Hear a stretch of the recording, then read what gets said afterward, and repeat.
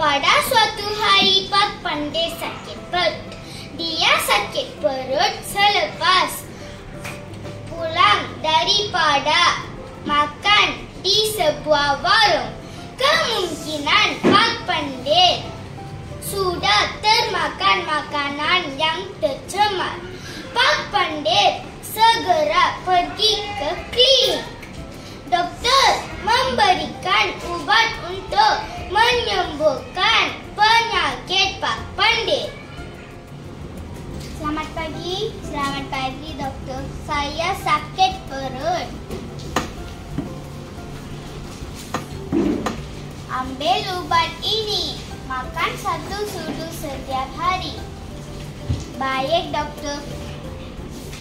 Keesokan harinya, Pak Pandey datang semula ke klinik.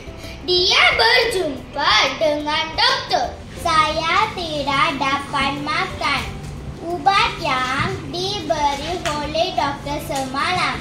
Mengapa Pak Pandey? Pahit sangatkah obat itu?